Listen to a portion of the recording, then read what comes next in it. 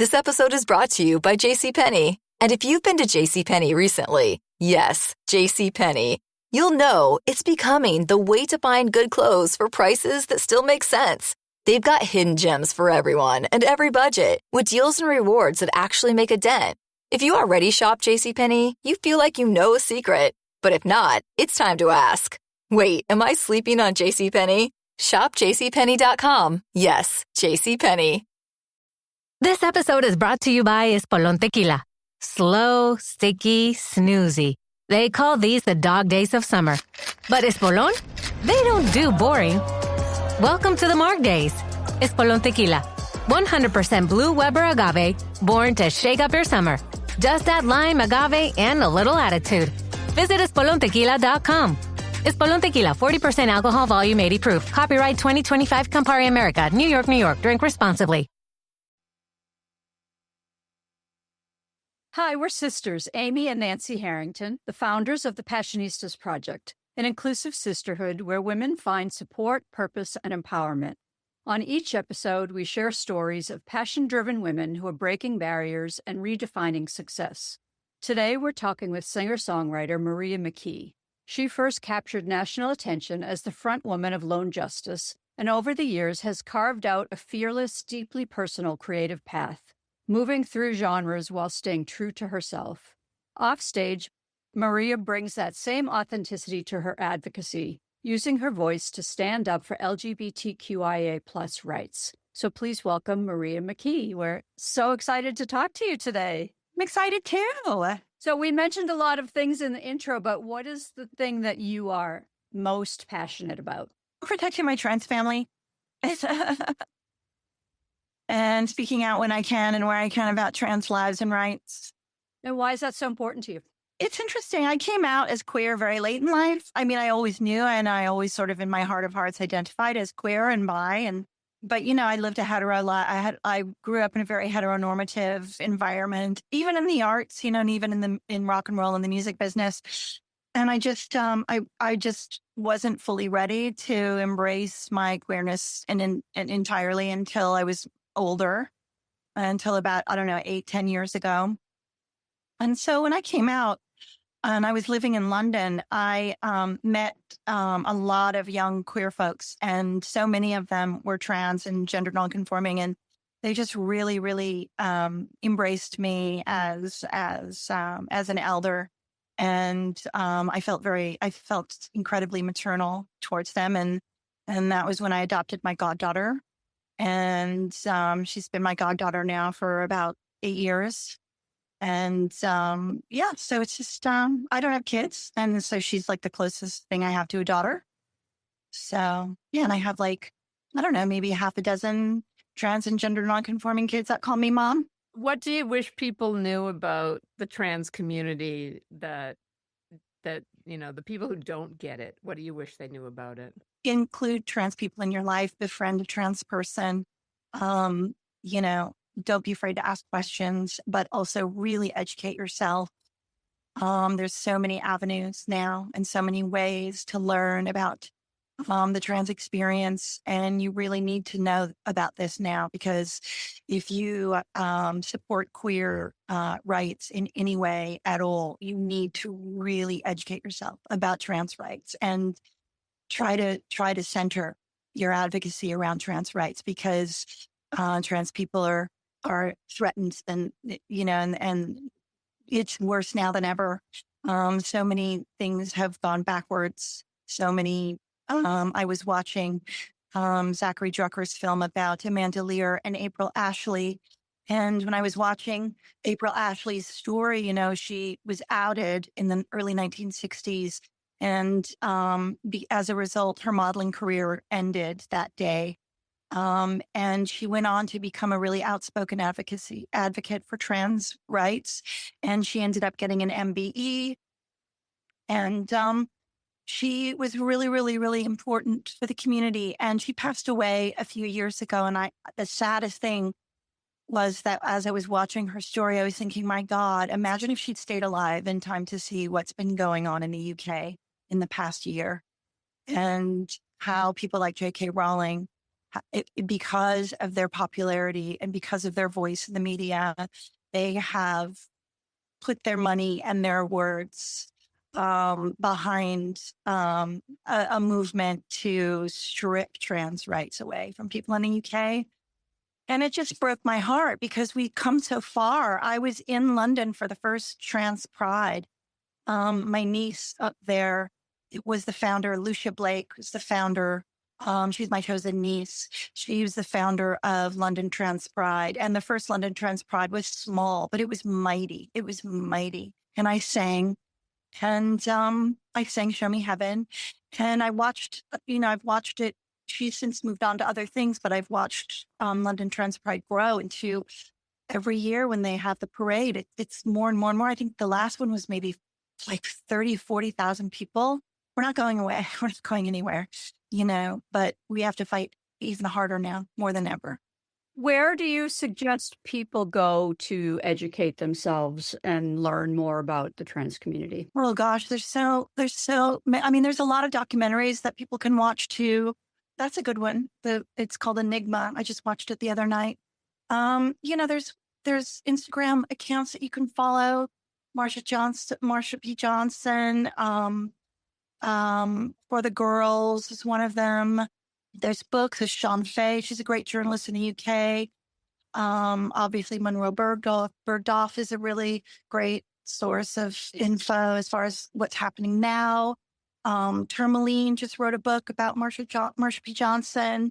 It's really important because, as you know, she was the mother of the movement. She was one of the first people at Stonewall, to really begin the Pride movement.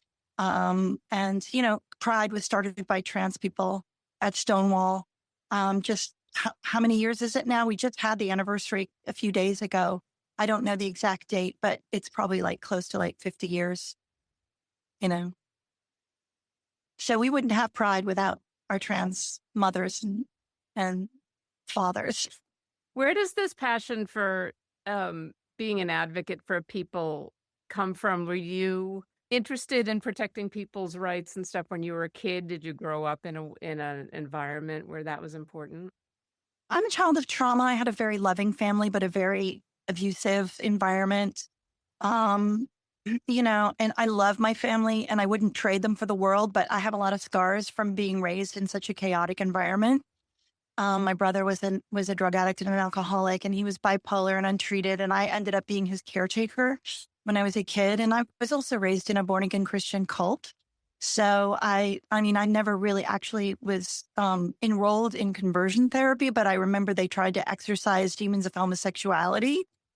And when I was a kid, I was probably 14, and I was abducted from school by an older girl that I trusted from the Bible study.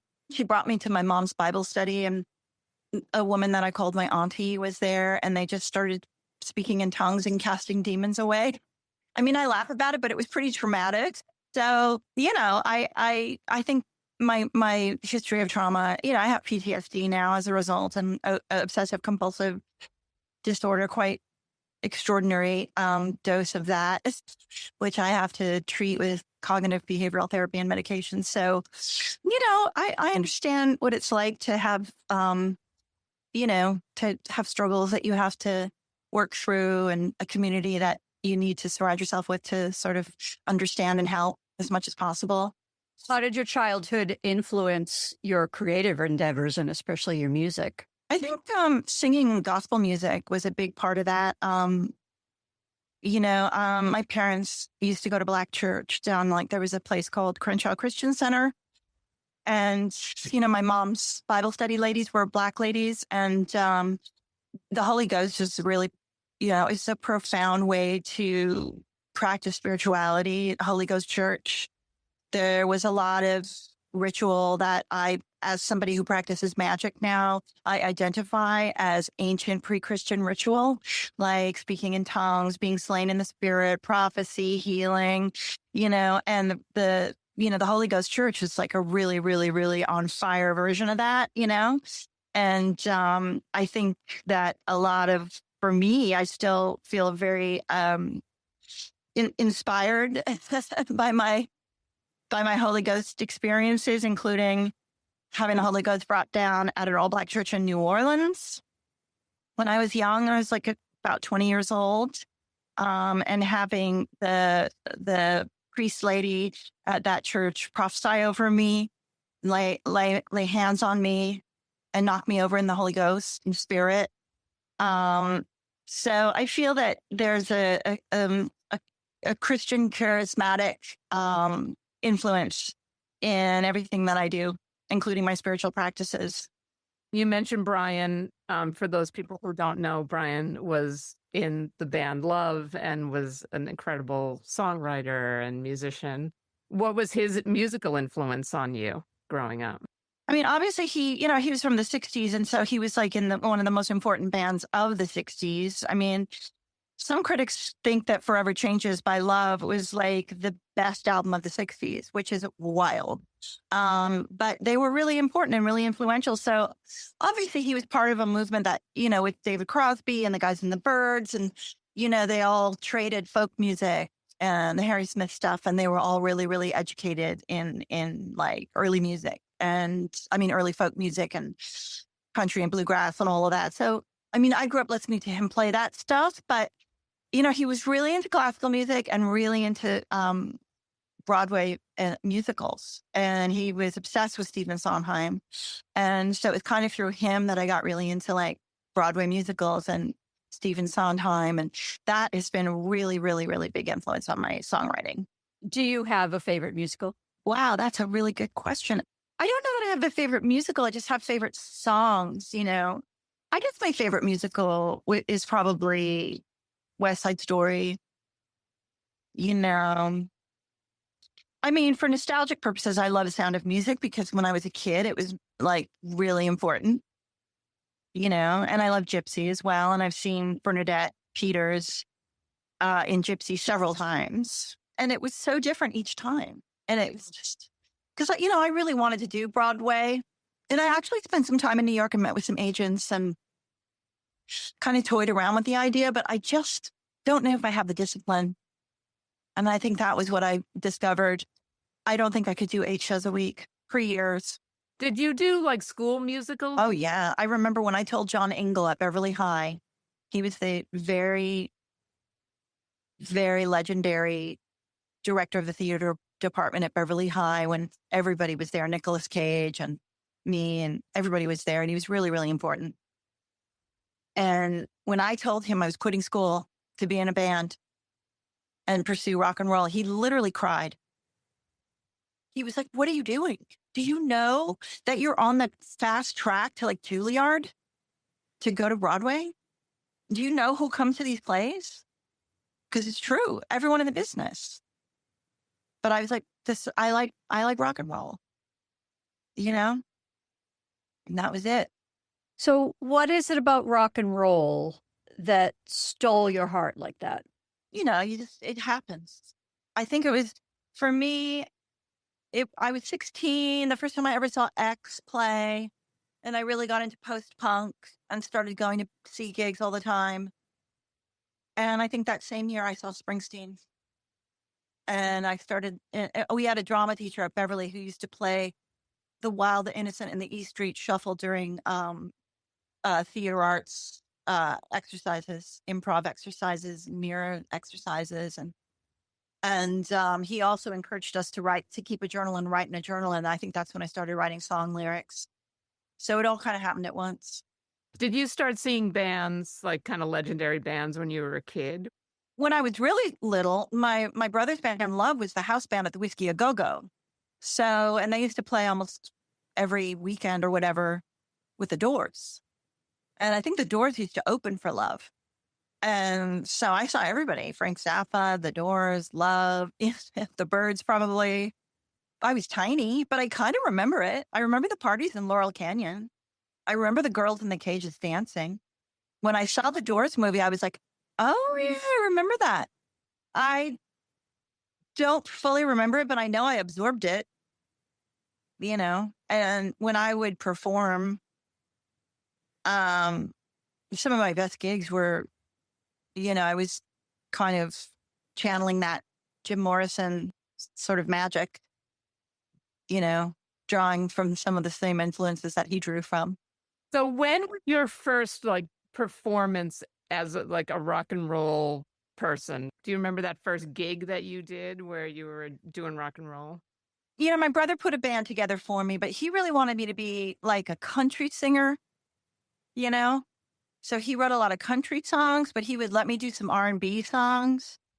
I wouldn't say that was for me. It wasn't like the moment of like, oh, wow, I'm in like a post-punk LA band. That wasn't until Lone Justice. And that was when we were doing little tiny gigs down at the Café de Grand. And what was that scene like at the time? Oh, it was magic. Flesh Eaters, Blood on the Saddle, us, Tex and the Horseheads, Gun Club. We used to go see the Cramps all the time when they would come in from New York.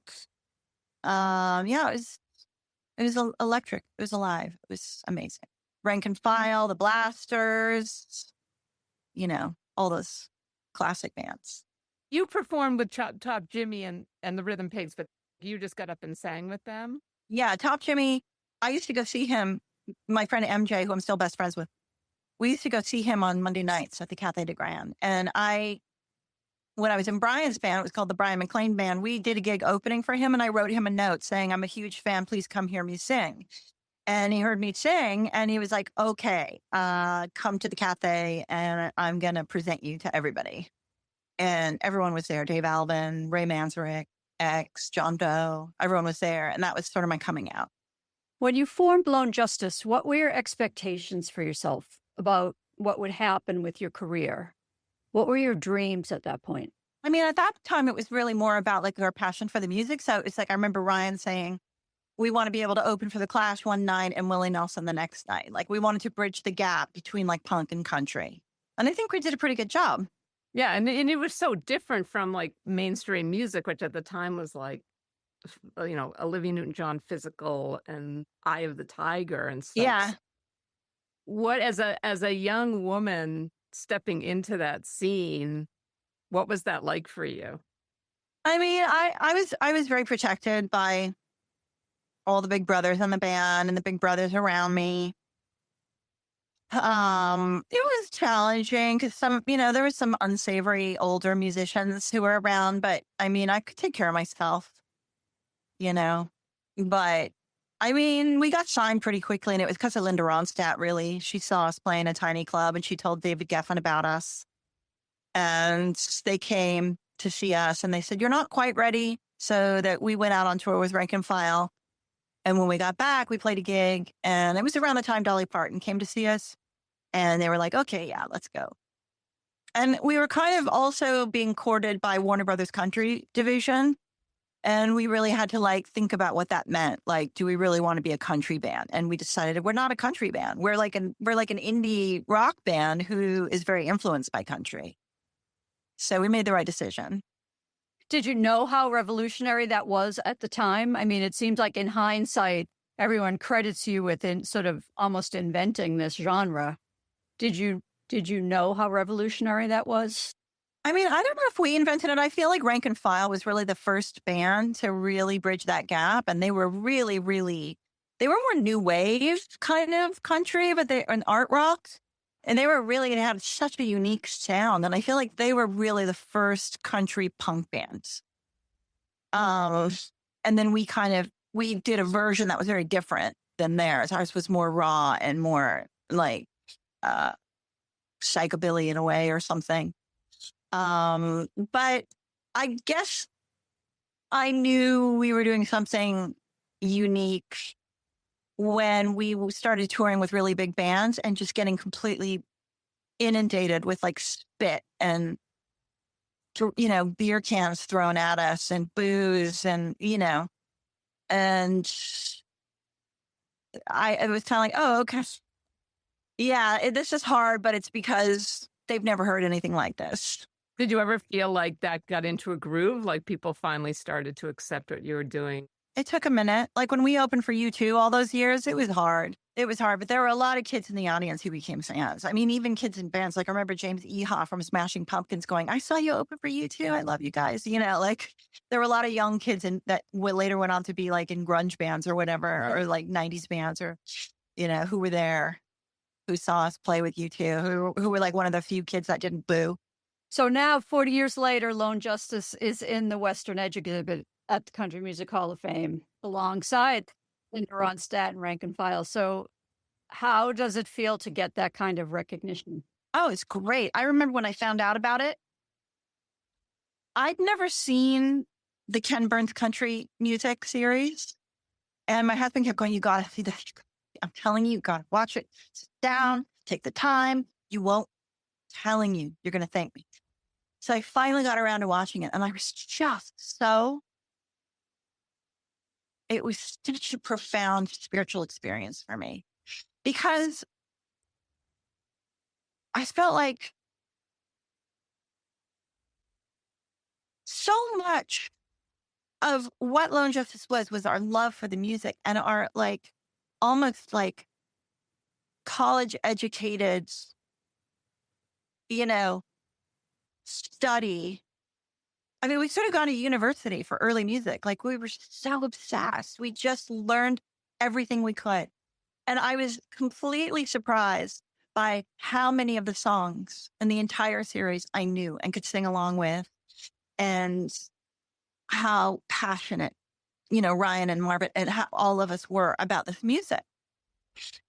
And I also remember thinking, hearing all the personal stories of people's lives who were country musicians and country legends and going, we were so bratty. How could we claim to be a country band? We were from LA. I went to Beverly High, but I felt like, my grandmother was one of 17. She was a California hillbilly raised in San Bernardino County in Ritchie Canyon, and I was raised in Holy Ghost Church. So I kind of feel like we sort of, I don't know, we were somehow grafted in. And then when we were asked to be a part of this Country Music Hall of Fame Museum exhibit, I was like, okay, well, maybe we do deserve this. We were so passionate about the music, whether or not we're truly country folks, maybe isn't the issue, And you transformed it too in a completely unique way. Yeah. So I feel really grateful and humbled and honored to be a part of that exhibit. And I didn't get to see it because I'm not flying right now. And I don't really feel like getting my dog on the train to go to Nashville. But I mean, Marvin told me all about it. He was thrilled. So after Lone Justice, you embarked on an incredibly successful and diverse solo career. So what was that like for you to make the transition from being the front woman of this band to going out on your own? The second Lone Justice album really was the first Maria McKee record because there was nobody left from the original band. And I remember being on tour with that album going, holy shit, who are all these guys? And that was when it kind of dawned on me, wow, I guess I have gone solo because it was not a band anymore. And it was challenging and I felt lonely. But then I found a producer I really loved, and I really loved working with him, Mitchell Froome. And he really listened to me and what I wanted to do musically. When the record company would, we would go for lunch with him and the record company, and they would go, well, Maria wants to do this, and we think Maria should do that, and Maria should write with this person, and Maria should write with that person. And the next day he called me and he said, let's go have lunch. And then he said, without the record company. And he goes, so what do you want to do? What kind of record do you want to make? And he really took care of me, and we made a great record together. And then when I moved to Ireland and I was living there for several years, I got really homesick for America, and especially LA. And that's when I came back and made an Americana record. And then I got, several people from Lone Justice to be on that album, Marvin and Don. Your solo music really evolved, and you was talking about the record companies. How did you maintain your creative integrity when you were getting pressure to do, or were you getting pressure to do a particular genre? Yeah, I mean, it was kind of a fight, but I pretty much gave them what they wanted with Syndicate Saved, which was an Americana record, which slotted right into their sort of Americana kind of roster with the Jayhawks and Counting Crows. But I was an alcoholic and I was also terrified of fame. So I did sabotage a lot of the promotion for that album. And, like we would do radio promotion gigs with like Sheryl Crow and Counting Crows. And I would like get drunk and sabotage the gig. And then like Counting Crows and Sheryl Crow went on to become huge selling artists. And it's like, I wonder why it didn't work for us. Well, yeah, it's because I kind of did everything I could not to be successful. And it was partly just being a child of trauma, maybe not feeling like I deserved it. But also I think intuitively, I think I knew I was not going to handle that kind of fame well at all. And I don't think I would have. So, I remember when Kurt Cobain passed away, I was really affected by that. Being an old punk and kind of like seeing him as like a kid brother in a way. And I was just like, I need to go back to my art rock roots. I need to like get that energy back. And that's when I made Life is Sweet, which was like a glam art rock record, very 90s. And the record company was just apoplectic. Like they literally, they were just in shock. And the A&R person who helped me make that album, Tony Berg, and he was a tremendous advocate of that record.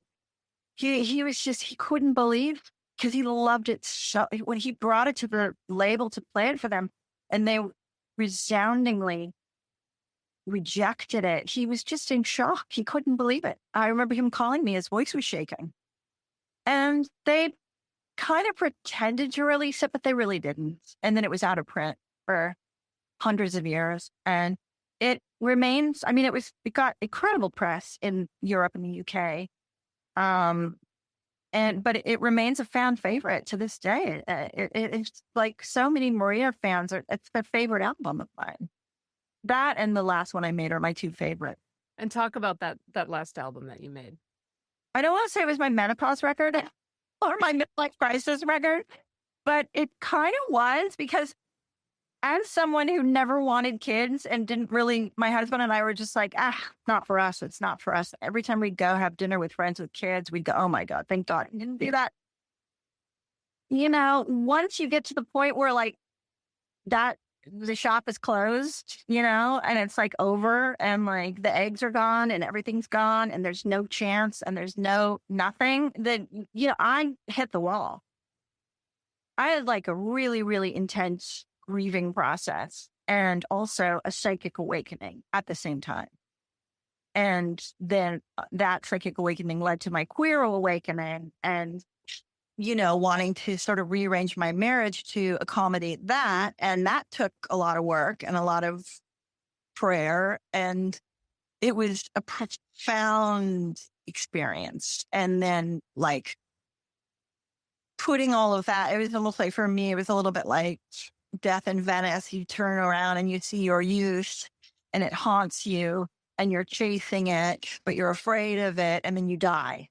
Like making La Vita Nuova was kind of like that for me. It's like, I literally, by the end of it, I literally was, Dirk Bogarde on the beach, dying in the hot sun with the hair dye dripping down his face. Like I was literally like that. I was cooked, and you can hear it. Plus the fact that I wrote for a 19-piece orchestra without having had any kind of musical training. I don't know how to read music. I did it all on the keyboard. And luckily, Eric Gorfine, my wonderful, wonderful concertmaster friend, dear friend, he's worked with me before. So he's able to like get my notes from the keyboard and like put it into charts. He doesn't change anything. Like at one point he's like, well, this is not musically possible. It's not correct in theory, this one little section here, but if you want, I'll just leave it. And I was like, just leave it. So he's just great. He'll just like call the contractor to get the orchestra together, and then he'll conduct it. And he doesn't really ask questions. He just he did write one bridge, there was a part that was missing a bridge. But I love working with him because he doesn't change my compositions at all.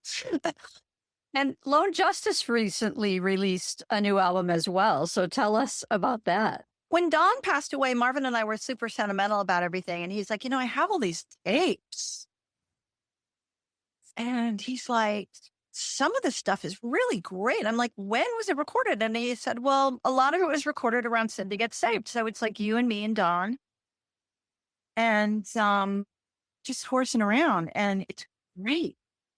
And he's like, do you want to release it as Maria McKee? And I was like, well, it sounds like it should be Lone Justice. So let's get Ryan on top of the tracks, singing, playing guitar, whatever. And then there was some stuff that Ryan and I had done about 20 years ago. And they just worked really hard and produced it and cobbled it together. And then Marvin's like, okay, are you ready to hear it? And he sat me down and I was completely blown away. I loved it so much. Loved it. I mean, the thing that made me sad was that the way it was promoted, the fans were led to believe that it was a Lone Justice reunion and a new recording, and like we were going on tour and getting the band back together again. And I had to let everybody know that they were older recordings, that they're archival, that that Marvin produced it from old tapes, and Don has passed away. It's not a reunion, and it's just an archival Lone Justice records, and people still doesn't want to believe it, because it's fake news. They just didn't believe it. Well, I heard that it's a new album and it was newly done, and the reviews were like, wow, Maria sounds better than ever. I'm like, this was recorded 25, 30 years ago, 40 years ago. It's hard to try to, I mean, suspension of disbelief. It's like, it's so confirmation bias or whatever. People just believe what they want to believe, especially fans. I also think there's a timelessness to the Lone Justice songs and to the way you all recorded that makes an album like Viva Lone Justice feel current. How does that feel to you? And like the women like Margot Price and the chicks who are citing Lone Justice as like a major influence for them. What does that feel like for you to know that you're considered this, icon, frankly, in the music industry? I mean, it's great. It's great. But at the same time, I remember Julia Phillips, the movie producer, she wrote that book, You'll Never Eat Lunch in This Town Again, because she's a very outspoken woman in the business. And she said, the worst job is being a pioneer because you'll do all the work and never get any of the credit. And I mean, sometimes I sort of vacillate between that and it's really amazing. But at the same time, I really don't want my tombstone to read underrated singer-songwriter because it feels like that. I feel like that's how I'm known today. It's like, you're so underrated. You're so underrated. You're so underrecognized. You're so, and it's like, I don't really want that to be my identifying, I don't, because I don't really feel underrated. I may be underrecognized and I never was famous, but apart from one song in the UK and Europe, Show Me Heaven. But I like not having to work. I like not doing anything. I like being anonymous and incognito, and I like it. I would never use the word underrated when it came to you. I don't think everyone's article, everything. Any journalist that says anything ever, it's always even fans. So what? I don't understand why you're not more well known. I mean, I kind of fought it. That's what I wanted. I designed my life to not be famous. I moved away. I moved to Ireland. I spent years not working. So I think success is, I feel like it's a deal with the devil, really, in a way. Well, it sounds like it was a choice you made in high school when you could have been on that track to Juilliard. Yeah, or Juilliard or been an actress.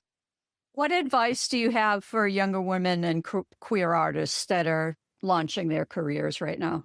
Oh, that's a hard one because the business is basically It's so different from when I was in it.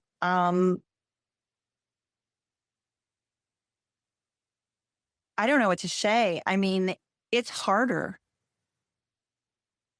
I would say only do it if you really, really love it. I mean, the people that I know who are young artists now tour constantly. And unless you love to do that, don't do it, because that's kind of how you're going to have to earn your bread and butter these days. You got to stay on the road. That was not for me, but I'm lucky. I wrote songs back when you could become a shareholder in this pie, this big pie of royalties, and that doesn't really exist anymore. So unless you love to play live, and the young queer artists that I do know now, a lot of them are Americana, a lot of them are trans. They love to play live, and they're doing it all the time, and that's how they make their bread and butter, and can be a working musician. Who are the young artists that are out there that you really like? Well, as far as young and queer artists, my goddaughter obviously is extraordinary, Lauren Otter. She, her last single, I have to brag a little bit, was a Prince song that she recorded with Wendy and Lisa from Prince and the Revolution. She co-produced and recorded it with them for this album called Transa, which my dear friend Massimo helped put together. Which is, do you remember Red, Hot and Blue, the AIDS awareness album that came out in the 80s? Well, Red Hot Org still makes these awareness albums, and they did one for trans, and Lauren had the first single. And she just completed another album, which is glorious. So looking forward to that being released soon. There's an amazing country punk, Americana, sort of cowboy opera band that I think are one of the greatest American bands going right now, called Rose Lit Bone. Don't know if you've heard of them. Fronted by Charlotte, trans woman, amazing performer. There's Mia Byrne, Americana singer-songwriter. There is the Vandaliers, another country punk band, queer country punk band. In the UK, there's Forest Flowers, an amazing punk band. I don't know, there's still really great. I love that kid from New York. He's not queer, but he's in a band called Geese. Have you heard of them? Cameron Winter, I think his name is. He's amazing.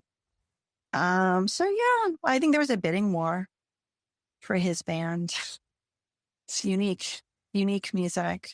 Love it. So there's still a lot of good stuff. I know with everything that's happening now in regards to healthcare, I took it upon myself to get together with the guys over at Sweet Relief to introduce a trans musicians fund. Because as you know, Sweet Relief, who I helped launch their campaign in the 90s by singing the title tracks, the song Sweet Relief, on the Sweet Relief album, which was the first benefit album for the Sweet Relief org, which, as you know, is an organization to help musicians with healthcare and, in some cases, elder care, now that we're all so old, end of life care, et cetera, et cetera. And so I got together with them. I approached them about starting a fund for trans musicians, a medical fund for trans musicians. And so we're progressing on that. I'm meeting with them this month again, and we're putting together an action plan for that. So hopefully that will be coming to fruition this year sometime. Fingers crossed. That's fabulous. Tell us about your advocacy and your love for greyhounds and adopting them. They're just very special. They're unique. I don't know what it is about the X-racing greyhound that makes them so unique. I'm on my second one now. And both my girls came up from this track in Tijuana called Caliente, which is a big casino down there, which is now closed. So the adoption group Gray Save is getting their dogs from Virginia, where there's still an active track, and Australia and the UK now. But there's something about them. I think it's because they're not pets. They're working dogs. They're used to sort of just existing to run. So most of the time they just sleep and they don't really know how to be pets. And once they realize how loved they are, they become incredibly grateful and emotional and loving and joyful every day. And kind of almost like they're walking around going, I can't believe this is my life. I can't believe this is my life. I can't believe this is my life. This is my mama. This walk. We're going on walk. I get to lie in the sun. I get to be free. And it's just so moving to see it. What's your dream for yourself? And what's your dream for women and the LGBTQIA plus community? What's my dream for myself? I guess, I watched the Jane Mansfield documentary, and last night that was made by her beautiful daughter, Mariska Hargitay, and I was so moved by her family. Just so many brothers and sisters and like kids. And I guess my dream for myself would be to even grow my chosen family more. To be surrounded by people I love more. I do have an amazing chosen family, but I feel like I could grow it. I feel like I can work harder to grow that family. And gosh, for women, I mean, I would say to embed yourself in community as much as possible. And again, grow your chosen family, because we can't depend on the government. We can't depend on legislation. We need to take care of one another, and we need to really, be in community and mutual aid and invest in that as much as possible. So yeah, make families, make bigger families, and adopt a greyhound. Thanks for listening to the Passionistas Project podcast and our interview with singer-songwriter Maria McKee. To learn more about Maria's music and advocacy work, follow her on Instagram at This Is Maria McKee. As real-life sisters, best friends, and business partners, we know how rare it is to have a built-in support system. But we also know that so many women, activists, solopreneurs, and purpose-driven people are out there doing it alone and wishing they had a community like ours. That's exactly why we created the Passionistas Project Sisterhood, a space where support, trust, and authenticity come first. When you join, you become part of our extended family. You'll get the tools you need to grow your business, develop personally, and create real social impact. You'll also learn from our Power Passionistas, leaders, changemakers, and experts who share their wisdom on everything from letting go of perfectionism to embracing community and stepping fully into your purpose.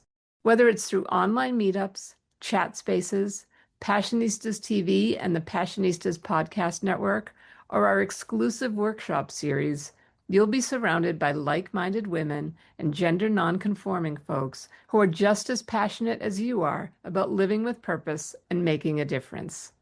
Visit thepassionistasproject.com to join our free membership and become part of this growing global sisterhood of passionate changemakers.